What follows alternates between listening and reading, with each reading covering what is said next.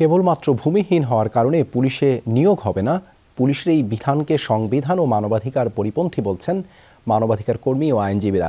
তাদের মতে যেখানে যে বিধানই থাকুক না কেন, ভূমিহীন হওয়া কারো অযোগ্যতা হতে পারে না।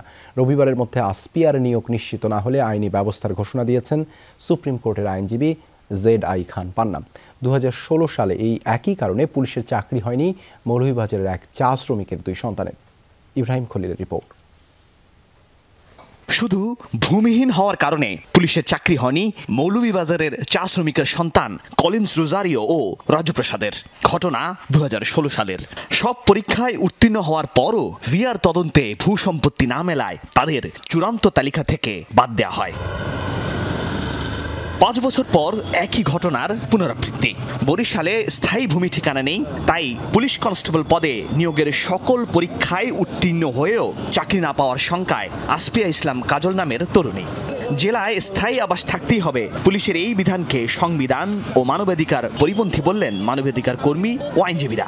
চরাঞ্চলে নদীর পাড়ে আমাদের অসংখ্য মানুষের বাস ছিল, যেগুলো এখন নদীগর্ভে বিলীন হয়ে গেছে।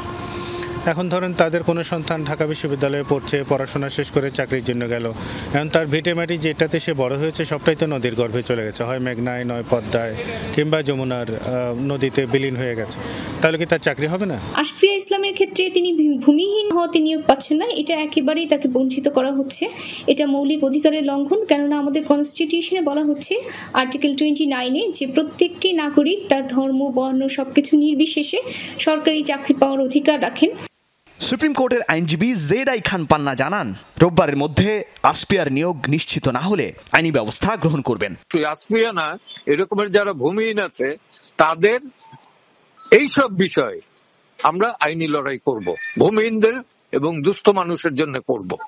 পুলিশ সদর দপ্তর সূত্র জানিয়েছে, আসপিআর অন্য কোনো জেলায় ভূমি আছে কিনা খোঁজ নেওয়া হচ্ছে। ইব্রাহিম খলিল, যমুনা নিউজ, ঢাকা।